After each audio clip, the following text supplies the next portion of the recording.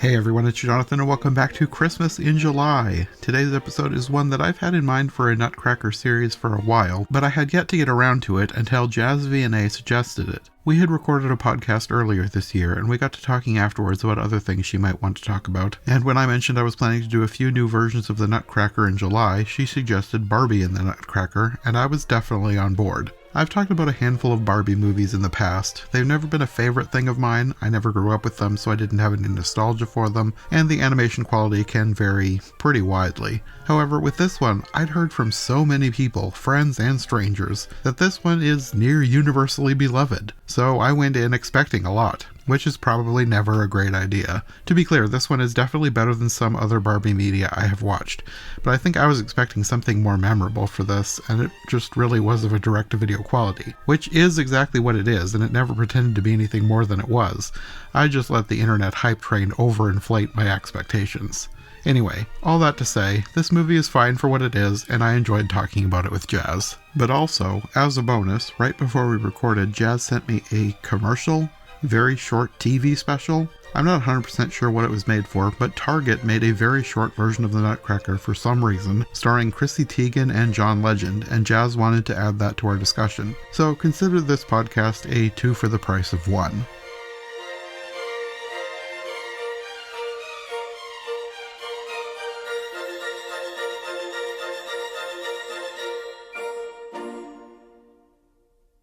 Okay, Barbie in the Nutcracker.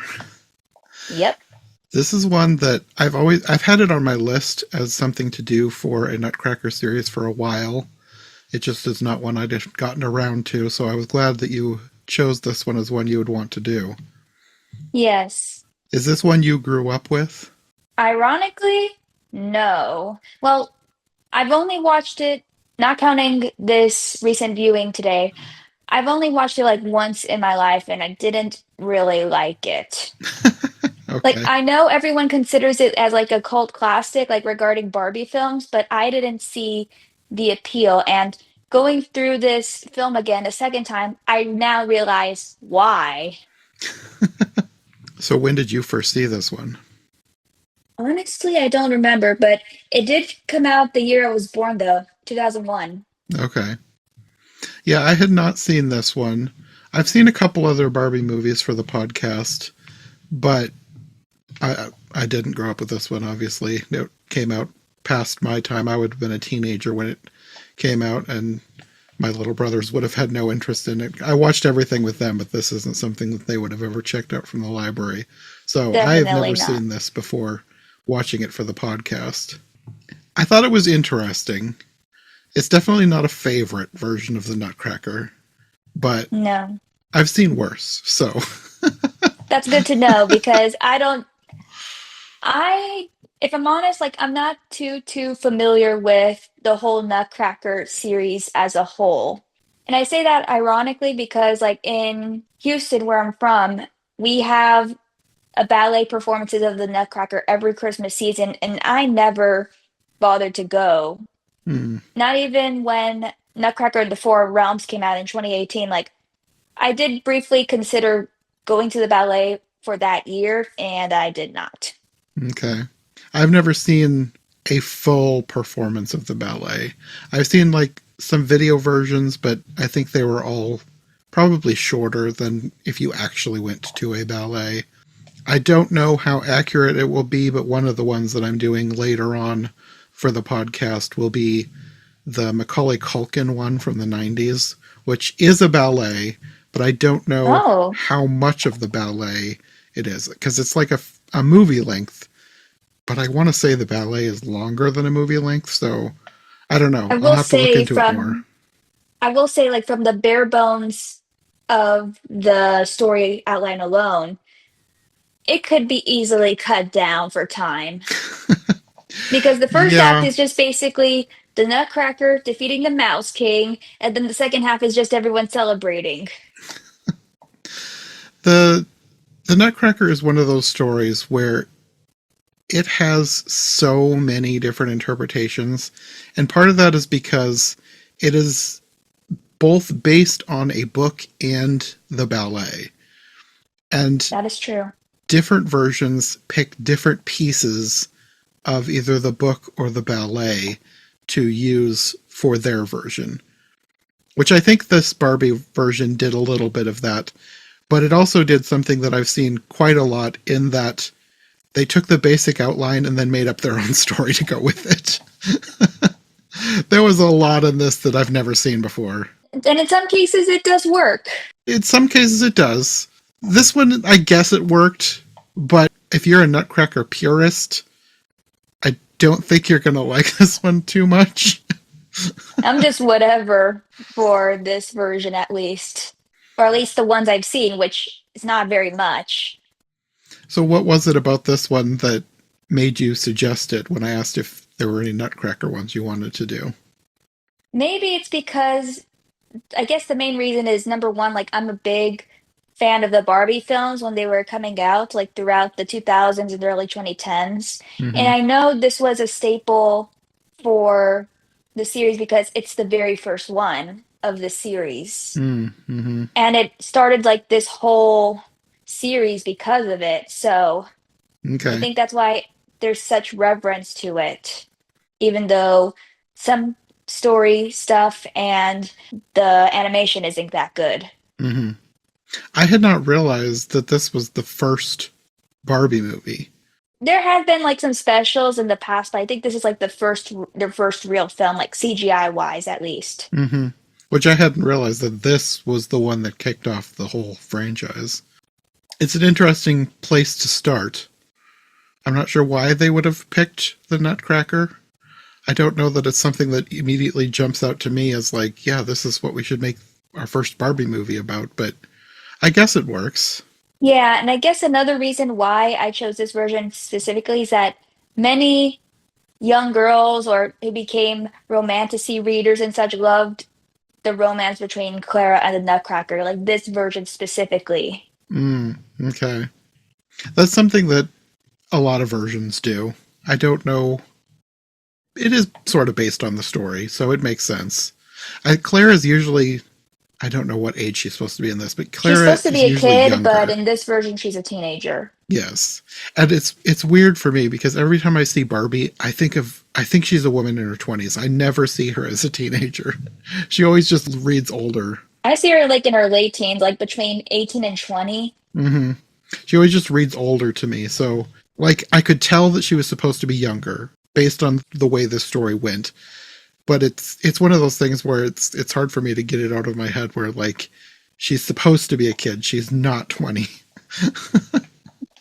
Before we begin with our discussion, are we going to discuss about the Target ad I sent? We can. I didn't know if you had sent that thinking it would be something for the end or the beginning, but wherever I'd you want to say talk I about it. prefer the beginning because just like any main theatrical release, like at least the Disney and Pixar ones, like you always start off with a short before the main film. Sure, that And works. the ad ties it well because it's toys. It's related to toys. It is. Yeah, I had never seen Heck, this even before. Barbie appears, like regular Barbie, I should say, Hmm. like Life in the Dreamhouse-esque era Barbie. Hmm. So I didn't really have much to. Honestly, this is the one Nutcracker adaptation besides Four Realms that sticks in my mind the most, even though like it's like what, almost 10 years old this year. Yeah. I had never seen this before, so this was new to me. Yeah, so it's very, very niche to me at least. Like no one posts this ad on every Christmas on social media. Let me put it that way. So, where did you find this? Or is this something you saw when it came out? I saw this when it first came out. Okay. I thought it was like 2015 when it came out, but no, according to the YouTube video I found for it, it's 2016. Okay. And supposedly the user who posted this is the main girl who plays Clara in this ad short Oh, film. okay. Isabella Russo, that's her name. But I noticed like within the few seconds, I recognized the speaker who comes on the stage before the play starts is Kylie Cantrell, who is currently known for playing Princess Red in the Descendants Pocket Watch trilogy. Oh, okay. She looks distinct to me. Like she really stands out, even though she has no real role in the play other than to introduce it. Hmm. Okay. I know the name, but it's not somebody I'm familiar with, and I haven't watched the Descendants movies yet. If I'm honest, like the Pocket Watch trilogy, it's its own thing. Like many fans of the Descendants franchise, like practically disown this part of the franchise. Like Rise of Red was the first one in this new series that came out in 2024, and the second installment, Wicked Wonderland, is scheduled to come out later this year, like this summer, actually. Mm-hmm. And I'm safely assuming there's going to be a third and final one, tying it all off, but we call it I call it the Pocket Watch trilogy because that's the main object of the trilogy, and time travel is involved. Okay. So that's who she is, and honestly find the real world scenes very corny with Clara in her house with her family. Like, if there's a common theme for this whole podcast episode, I would say three words: everything is stiff. Like, I haven't wrote down my letterbox review for Barbie and the Nutcracker yet, but that's going to be my line. Everything is stiff. I guess I wasn't expecting too much since it is an ad for Target, so. Yeah, like the dialogue to the opening and ending songs, like it's all corny, at least in the real world. Mm-hmm. I Down mean, to the iPad plot line. yes. That's truly like a sign of a new age approaching. Yeah. Well, I feel like the stuff in the Dreamland is kind of corny too, especially the way she gets back. It also incorporates the iPad. To be fair, like I think that stems from the fact of I think it stems from Chrissy Teigen's performance as the Nutcracker. Mm-hmm. I was I will. surprised to see her and John Legend in this. It's like, Me too. wait, I what? forgot that they starred in it. Like she doesn't sound good compared to her husband. Let me put it at that. Her rap is slightly better, but her acting's not good. Let's be real. I feel like she's probably a better host than she is in something like this. But this is a commercial, so. Yes, and in contrast, John Legend is still a good singer. However, he's bad at acting. I don't know that I've ever seen him act in anything. I Well, probably haven't. I've only seen him like act twice, technically. There's his performance of Jesus Christ Superstar, I believe, like the live version of it that came out several years ago. And then didn't he star in The Mitchells versus the Machines as the dad of the perfect family that the Mitchells loathe? Oh, did he? Yeah. It's been a while since I And then watched Chrissy that, but Teigen also I plays his can't wife in remember. that film. Oh, I think I remember that now. Yeah. Okay, so I guess I have seen something he's acted in. But yes, it's very limited knowledge Yes, from my yes. end. I will say I did like the portrayal of the mouse, or in this case, the rap king, how he raps at everything. Even his costume design is rad. Hmm. I liked the vehicle that he drove up in. I'm not usually a vehicle person, but when a vehicle is interestingly shaped or designed, then I'm more on board with the cool vehicle. Yeah, my dad would be more into that. Like I could hear him revving his engines in the background outside. But yeah, John Legend acted very poorly in this one, specifically like grieving like how no one wants a rap for Christmas. Like it's true. To He's not wrong, but I would like a rap king for Christmas though. That would be cool for parties. Yeah. And then of course, like let's go to the elephant in the room that is the toys. Like the toys, like they just react to what's going on. Like they have no real role except being served as like the minority that Clara has to help save. Hmm. But the animation, like they really look plasticky more so the than the characters in the Barbie film we're about to review. Mm. Like they're more realistic. It's like a fine line between realistic and too unrealistic in terms of plasticity, whatever the right term is. And some of them didn't look like they were completely on model. Specifically Elmo. He looked wrong. And Olaf. That's what stood out to me the most. I guess it's forgivable since they're supposed to be toys, but still. Yeah, and they're very terrible at the quiet game. When they're trying to explain to Clara their situation, yet they're shouting enough for the Rap King to notice. And let's just say, Ken is Kenning. Truly being the dumb blonde hunk that he's supposed to be.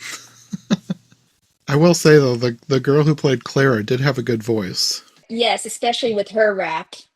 And I liked how she used the word clarity in her rap. It's like smart. Yeah, I don't know who she is, but I'm assuming that they got her because of her natural musical talents. Yes, and she's supposed to be, I think she was supposed to be one of the originating roles in, I tried to look her up a little bit, and supposedly she was like one of the students, the original students in the School of Rock Broadway musical. Oh, okay. I literally just watched that movie for the first time a couple weeks ago.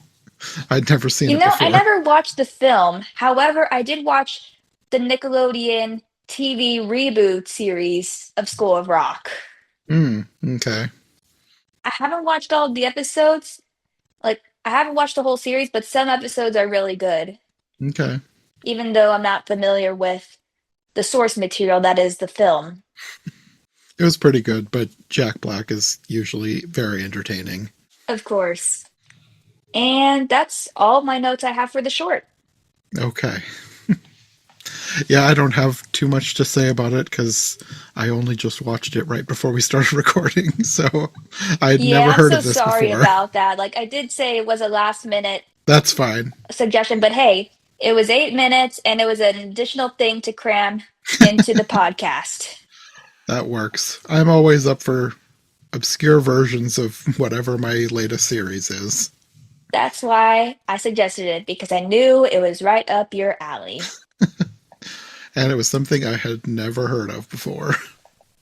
And it's not something that probably would have been listed on a Wikipedia list of versions of the Nutcracker. So Definitely not, but I do know, I do hope that there's some people out there like me who do remember this ad vividly. I wonder where this aired because this is too long to be a commercial on TV. They must have just made it for the internet, I guess. Yeah, or one of the mainstream channels like ABC or NBC. I suppose it could have fit into a Christmas special. Like I could definitely see them airing that during like what, the Christmas parade or like one of the holiday specials somewhere. Oh, you could be right. It could fit into something like I don't that. remember like when this aired exactly, like the exact day or what program, Hmm. but that's all I can recall. So, on to Barbie and the Nutcracker. I thought it was an interesting choice to bookend it as a story that Barbie is telling to someone, like in the modern day. It Yeah, wasn't and like the fully in whatever time period the Nutcracker takes place. I don't know when it, or what films you watched in the Barbie series so far, but the first few films is basically framed as like a narrative. Like it always starts and ends with Barbie telling a story to her younger sister Kelly, and it's supposed to reflect her internal struggles going on that she's facing at the time. Okay. So we start off with Kelly struggling to dance to practice for her recital, and Barbie tells her, like, hey, you should learn how to be courageous like Clara. And so she starts off this story from that one situation. It kind of amused me how abruptly she just started telling the story, like with Yeah, almost no like, warning. yeah, it takes you to the plot right away with no fanfare. Hmm. It was so abrupt. It was like, did we really need this to bookend the movie? It could have just been the movie, but I don't I know. I thought it don't know was what their goals sweet. for it was. I will say, I feel like they stopped doing that by the time they did The Princess and the Pauper. Like, that was like Okay. a full-on story with no real-world scenes. Okay. Well, for the most part, when it first started into like the, I guess, classic Nutcracker story, even though they have their own twists to it. For the most part, I was thinking this is kind of close because instead of having an uncle Drosselmeyer, they had a grandfather Drosselmeyer and an aunt Drosselmeyer. They I kind of know I split that saw an character. Instagram post long ago, like people were confused, like how Aunt Elizabeth was related to Drosselmeyer exactly. But the second watch, like it made it explicitly clear that Clara is not directly related to the Drosselmeyers, like she was just adopted by them. Oh, okay. Like she and her brother were orphaned, and they basically were taken in by Drosselmeyer. And we don't necessarily know how they were tied to the parents in some way, but that's who they end up with. I must have missed that because I just assumed that their parents, one of their parents, was the child of Drosselmeyer because they called him grandfather and they called her their aunt. Yes. And I do remember in this is a little side tangent, but there is a tie-in novel for the Four Realms called Secret of the Realms. It's basically the junior novelization of The Nutcracker in the Four Realms. However, it goes back and forth between Clara's present day and her mother's past, Marie's past, and how she created the Four Realms. And in that novel, Marie's family, they were toy makers that were killed in a fire, and Drosselmeyer was basically their biggest customer, their patron, essentially. And so that's why Marie ends up in the household. Okay. It's been long enough since I did the episode on that one that I'd forgotten that her mother in that version had created the realms. It wasn't explicitly stated. Like, I feel like I honestly prefer the novel over the movie, or better if you read the novel and then watch the movie afterwards, because it gives you a full picture on what basically happened, like the whole history of the Four Realms. Okay. And I do find like lots of the lands in this film, Barbie and the Nutcracker, it reminded me an awful lot of the Four Realms. That's honestly like my biggest Nutcracker adaptation I've watched. Mm. That one wasn't really one of my favorites, but it had some scenes in it that I really liked. I just appreciated how like it's technically one of the rare Disney original films theatrically released. And I feel like we don't get that a lot anymore with all the remakes going on. Yeah, it would be nice to have more original adaptations of classic literature. Yes. And heck, I'm an English major and there's still lots of literary works, like literary classics that I haven't read yet. So it'd be nice to have different types of works adapted. hmm I grew up with a lot of abridged classics, but there's still tons that I haven't read. That's part of the reason that I'm trying to incorporate more books into my every version ever series because I need to read the original versions of the things I'm talking about so I'm more well versed on how well things have been adapted. That's great. Unless it's a long book like War and Peace or Les Miserables. Those aren't currently on my watch and or read list. Les Miserables is a weird case. This is such a tangent, but there is a couple of anime versions of Les Mis. So I'm like, I kind of just want to do Les Mis because I really want to see what they did with the anime versions.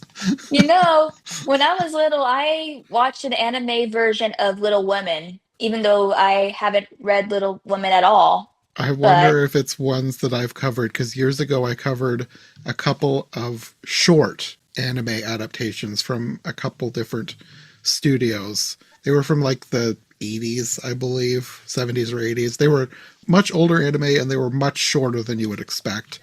But it was interesting to see such an American classic being taken on by a Japanese anime company. yeah, and the Little Women anime, like it aired on this channel called Smile of a Child, which is basically a Christian kids network. Hmm. And I Okay. don't know, like, I can't understand the correlation between Little Women and Christianity, let alone faith. I think there was elements of that, but it wasn't like a main theme. Little Women is very popular in Christian circles, so that may have been the only connection. That's interesting. So where were we? Oh yes. How the Drosselmeyers are related to the Stahlbaums. Well, Claire at least. Hmm. They're not related, but they just practically adopted her and her brother. It's kind of interesting. I've noticed with other Barbie versions, some I haven't seen yet, but I've read about. They do gender swap some characters sometimes, and I feel like they kind of did that with Uncle Drosselmeyer, even though they have the grandfather there, but the aunt is like the main character that we would know because she's the one who brings the Nutcracker. Yes, I honestly regard in terms of the real world character, she was my favorite. She Hmm. seemed like a very exciting woman with a very exciting life. I'm just enthralled by her stories as Clara is. And I think that stems from the fact that I haven't gone out much. Like, I haven't seen the world as much yet. Hmm. Like, I've only been to like Central America and Europe, and that's basically it. Well, that's further than me, so you're doing good already.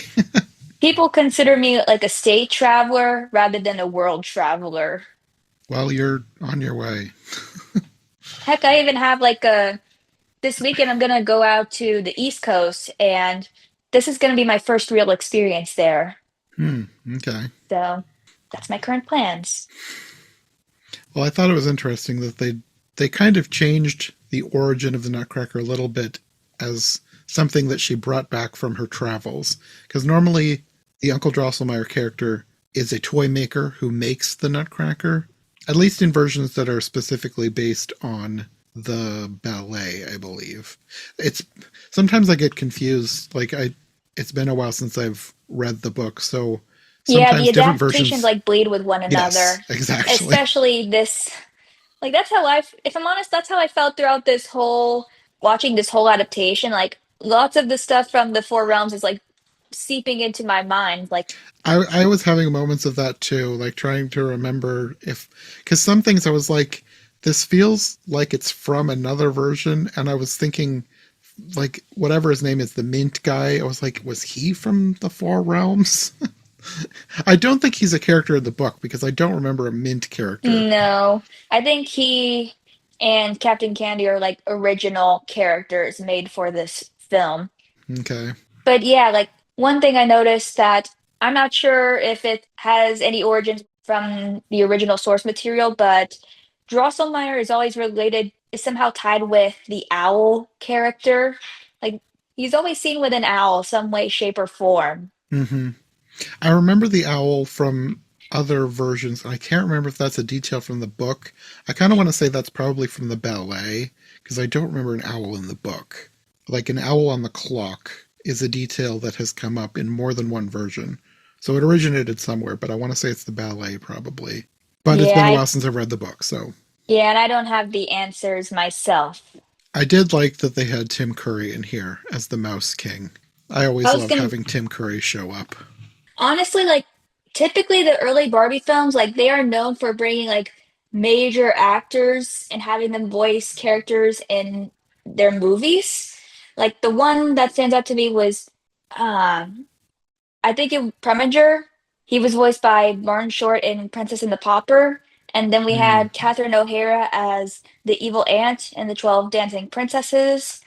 Hmm. And if I'm honest, like he and Kelly Sheridan were the only voices that stuck out to me. And let me give you a fresh reminder that Kelly Sheridan was like the original voice of Barbie for these films. Hmm. So those are the only two that stuck out to me. Like, funny enough, like I honestly mistook Tim Curry, like the voice of the Mouse King, to be Jonathan Freeman. That's his name, right? Wasn't he the guy that voiced Jafar in Aladdin? Oh, I'm not sure. But Tim Curry sounded an awful lot like him.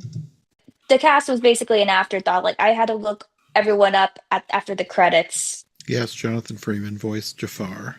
But yeah, that would have been a good alternative for the Mouse King at least. Yeah, probably. I do love Tim Curry, though. Anytime he shows up, he just makes everything better. Yes. And I think he was like the standout breakout role in Beauty and the Beast Enchanted Christmas. He's the main thing that I remember about that movie. I don't remember much about that movie except for him as the giant organ thing.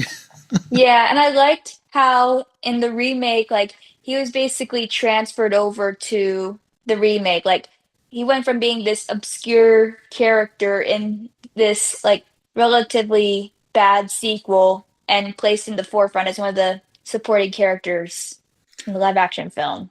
I have not actually seen the remake. I did not know that they had put him in If there. I'm honest, like you could skip it. It's one of those movies where I have no plans to watch it just for fun, but I will eventually do a podcast on it. So at some point I will watch it for the podcast, but until then, Yeah, I it's. just didn't really like certain parts of the ending. I'll Mm, just leave it at that. Like some people say it's like one of the greatest Disney remakes they ever made, but alongside that's Little not what Mermaid, I've I'm on the heard. fence. I had been kind of interested until I started hearing the reviews, and I was like, okay, I think I'll skip that for now. Yeah, I feel like some people have like their rose-colored glasses on for these Probably. types of films. Yes. Yes. Tim Curry's character, though, was a little bit different in that I don't think I've ever seen a version where the Rat King has a magic scepter that can Yeah, do whatever he wants.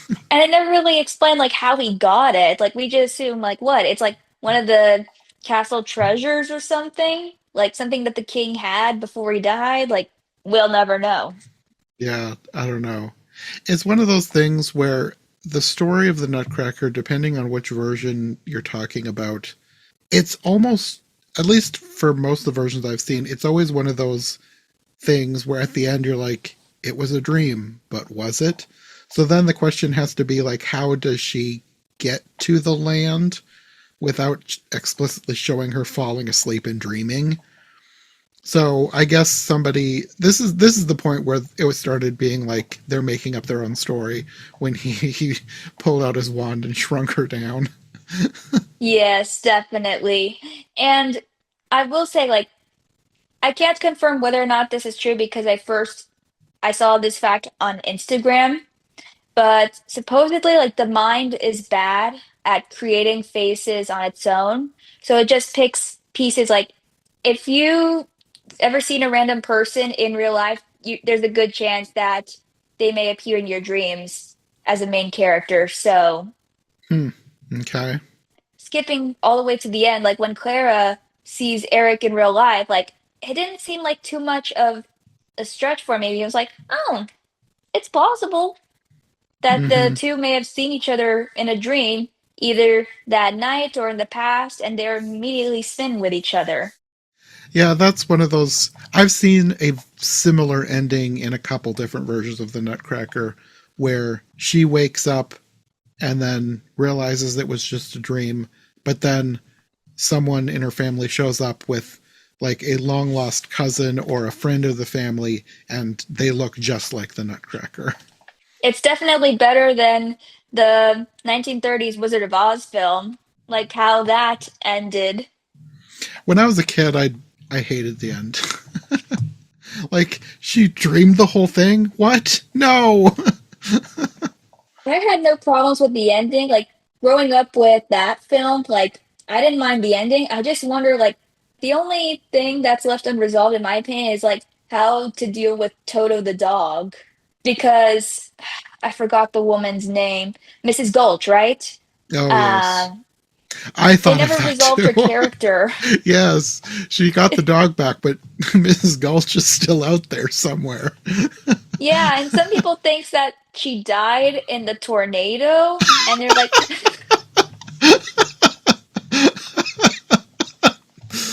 they never explicitly say it, but it's implied. It Like, feels kind of like well, morbid fan fiction. yeah, it's basically like, well, Miss Gulch died in the tornado, so you can have Toto. If I'm honest, that's my head canon. Like, I mean, It was never stated, so it makes sense. And she did see Miss Gulch riding in the tornado. That's true. So it's not out of the realm of possibility. Yep. So now on to the Nutcracker himself, Eric. If I'm honest, like I didn't like how they named the prince Eric because it was too similar to Disney's Prince Eric from The Little Mermaid, but Oh, they do you're that right. sometimes. Yeah. Like in 12 Dancing Princesses, the main love interest, his name is Derek, and I think of Prince Derek from Swan Princess. I wonder if that was on purpose or by coincidence. I feel like I can't say, like it's hard to tell, but I will say he fell victim for what I call beast syndrome. Does that mean that you liked the Nutcracker version better? Lots of people do. I disagree. Because, like, let's face it, the Nutcracker version of himself, like, he looks old, older than the age he's supposed to be. Like, quite frankly, like, we don't know his true age, but he looks like supposed to be like also a young adult, but the Nutcracker looks like an old man, like with the goatee and the white hair. And Mm-hmm. like, I'm looking at all these people who liked the Nutcracker version of Eric, and like, are you sure? He looks too old for Clara. It's probably just that's what standard Nutcrackers were designed like, so. And that's why I assume that the fans of this film, like girls at least, grew up to become romantasy readers because it's a standard trope, like for like the main guy to be either a couple years older or several years older than the main female character. At least Mm, from the ones I've read. yeah. Well, is there anything else you wanted to talk about in the quote unquote real world before we go Um, to the. I will say, like, I find it weird how I was expecting Drosselmeyer to have a change of heart regarding like how he treats Clara, but that never happens. Like, I was expecting him to have like a Scrooge moment where like he doesn't like how Clara daydreams, and then I expect him like the next day to be like okay with it. But Mm, he's still the same guy the next morning. well, he didn't have a life changing adventure in a magical land, so. Yep, unfortunately not. This Drosselmeyer ain't lucky. At least the Four Realms one knew, like, is aware of the land Mm, because, like, he basically created all these contraptions for it. hmm. But not all of them are lucky. One thing that stood out to me, I don't know if this is true or not, but when they are going into the magic land, the owl gives Clara a locket that will bring her back home. And I don't remember that detail from any other version. So part of me wonders if they put that in there so that it could be a piece of merch that they sell to kids. That could be true. And I think the fact that it was on the ballerina dancer ornament, I think it's meant to foreshadow, like, how Clara was, like, the sugar plum princess this whole time. That was Like, another odd detail, too. I don't remember. Like, there are other versions that have had Clara be someone special, but to have her be the Sugar Plum Princess, I felt like that was another thing they made up for this version. yeah, I feel like I'm glad that this whole thing was a dream because if it was real life, it would make no No, sense. it would not. As soon as that was revealed, I remembered other versions where it was a dream and she woke up and I was like, okay, that's got to be what's going on here because that makes no sense for her to be a long lost princess of this magical land. She's in the real world and has a little brother. At least in Four Realms, it makes sense. Like Hmm. Clara basically overthrew the Sugar Plum Fairy, and so that makes her the ruler of that region. I forgot the Sugar Plum Fairy was evil in that one. It's been a while since I watched that one. I will say, like, on a random tangent, like, if you read the novel, like, you'll feel a little bit pity for her because she honest, like, one, she was Maria's, like, precious porcelain doll. So it kind Mm. of hurts more like when she's turned back into a toy, like it's sad how this toy, this being that Marie basically loved, ended up nearly destroying another thing she held dear, that is the Four Realms. Like, she honestly reminded me of Spinel from the Steven Universe movie. Like, she was basically like a Oh, plaything who was yeah, abandoned and wanted revenge because of that. yeah. But at least Spinel got a happy ending when the Sugar Plum Fairy did not. Mm. So, like, do you have any other notes regarding the characters, both real world and fantasy wise? The only other thing that really stood out to me is the little kids that they meet when they first go in. I don't know why I thought it was so weird that the one, like, he's supposed to be like a gingerbread kid, but like, it looked like he was just wearing a weird costume the whole If I'm time. honest, like when I first saw those two kids, my mind immediately went to Hansel and Gretel because they're basically these two kids associated with sweets. Slightly ironic that the series that I'm working on before this one is fairy tales about kids lost in the woods, which includes Hansel and Gretel. While we're on the subject, I noticed lots of many film parallels, like not just like with Disney, but like other films as well. The few scenes that came to my mind was the moon scene in Shrek.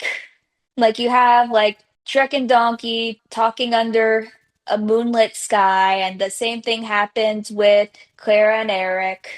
Mm-hmm. Then you have like Panny the doll in this raided village, like in Mulan. It's a grim comparison, but that's where my mind went to. Mm-hmm. And then, of course, the rock giant reminded me of the earth giants from Frozen 2 and the never-ending story. Bonus points Korg from Thor Ragnarok, except this stone giant is made out of a like furniture essentially and not necessarily like a marble slab, not necessarily actual stone rock. I was just thinking of the ice giant evil snowman from the first Oh Frozen yes, like movie. he does remind me of Marshmallow like a little bit, not a whole lot though. And then at some point Captain Candy gives the solo shrug that Han and Ben do. Like Mm. so those are the parallels I've noted.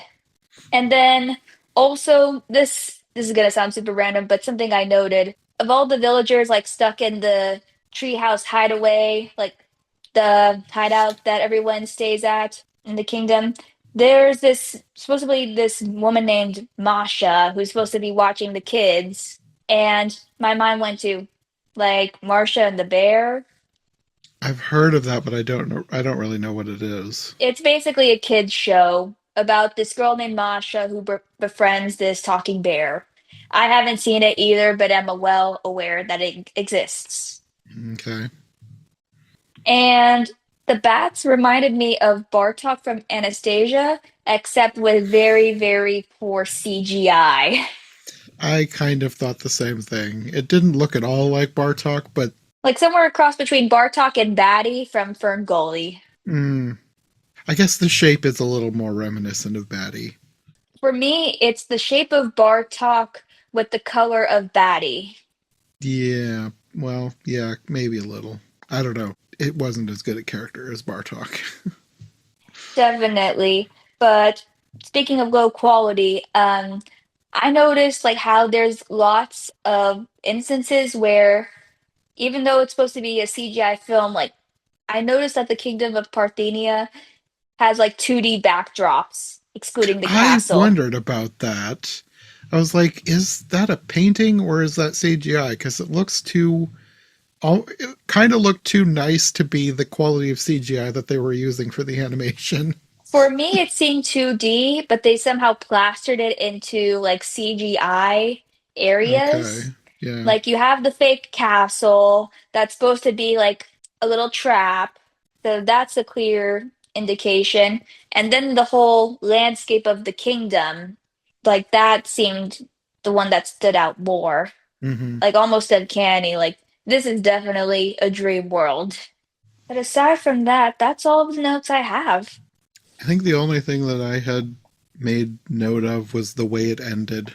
It seemed like they were trying to do sort of a happy ending thing, like they can be together forever now. But then suddenly the Mouse King shows back up. I feel like it was bittersweet either way Yeah. because like I don't want Clara to leave her family behind, but at the same time like I wanted her to stay with the Nutcracker. Hmm. Like it was like very mixed. So when Eric does show up in the real world, I'm like, phew, that was close. I just thought it was interesting that they ended it the way they did, because normally with something like this, you kind of expect them to go for a super happy ending. But I Yeah, just thought it was really interesting that they did sort of a bittersweet thing. yeah, that's what I remember vividly, like from the very first time I watched this movie. Like it caused like this small trauma. Like, oh no. Like I wasn't too devastated because of what happened next, but still. Also, it hits more. I don't think this was intentional, but some fans pointed it out that obviously Clara in this version has this golden locket in the shape of a heart. Then years later, in the 2023 Barbie film, Barbie wears this gold heart necklace at the very end of the film as she's about to turn human. Hmm. So people wondered, like speculated if this was supposed to be a reference to Barbie and the Nutcracker because it was technically the first big Barbie film, and then you cut it to this theatrically released film about Barbie It and could be. how the locket, the necklace is supposed to serve like as a theme, as a Hmm. motif regarding transformation or change. Like in that film, Barbie wanted to learn more about the human world and be human. While in this one, like she just wants to go back to her normal size and go home. Hmm. So that was a very interesting parallel. It is. I wonder if it was a reference to this, or if, like, is there, does Barbie have lockets other than this one? To my knowledge, no.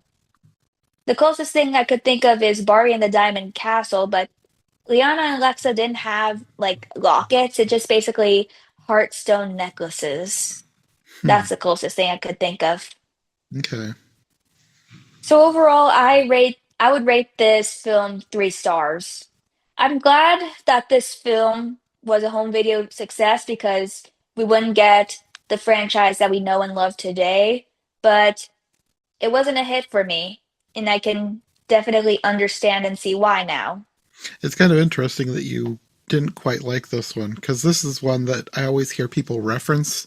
Like, I'd never seen it myself, but it's always one that people reference as like some of the great OG Barbie movies. It's like how people like see Toy Story, for example, like the first Toy Story, like it didn't have like great animation or CGI, but it had a great story. Hmm. While this one, like this had like mid-tier animation and story. Yeah. So like I kind of can, but cannot understand the cultural relevance for It it. probably is one of those things that's really tied to nostalgia. Like, for kids who grew up with this, that probably puts it above other things for them specifically. Same for Barbie and Princess and the Pauper. Like that's another film adaptation of Barbie that I don't recall like watching much during as a kid. Like I only watched it twice, and the first time I didn't like it. The second time I thought it was okay. Mm, okay. I haven't seen that one either, but it's on my list if and when I ever do versions of The Prince and the Pauper. I will say it's better than Princess and the Pop Star, which Okay. is like Barbie's second adaptation of The Prince and the Pauper, except it's more modern and Hmm. it was released in 2012, and I do recall not liking it at all, Okay. completely. Like I prefer Princess and the Pauper over Mm. that. Yeah, I knew that they had done two. I figured if I ever do versions of The Prince and the Pauper, I probably would pair those two together and like Like compare a and double contrast them feature. in one episode. Yeah, that sounds like a great idea.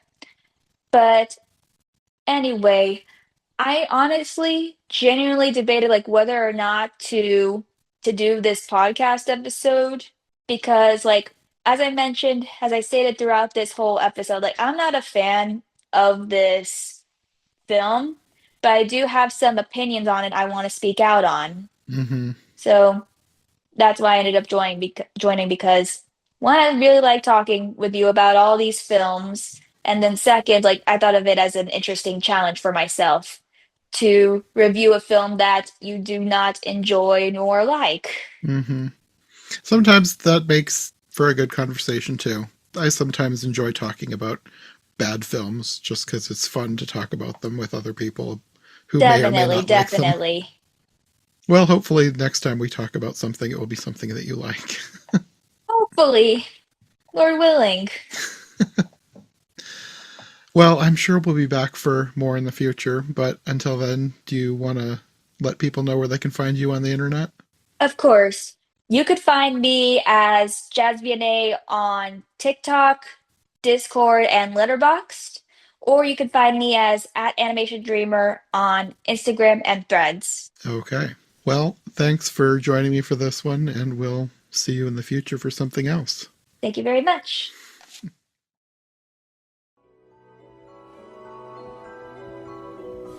Thanks for joining us for Christmas in July. If you enjoyed this episode, make sure to subscribe and follow my co-hosts as well. All of our links will be in the description below. If you'd like more podcasts like this one, all of our shows are available on YouTube as well as most podcast platforms. If you'd like to support this show, check out Johncast Media on Patreon for everything here, plus bonus and extended episodes you won't find anywhere else. We'll be back soon with another brand new episode, so thanks for listening, and we'll see you next time.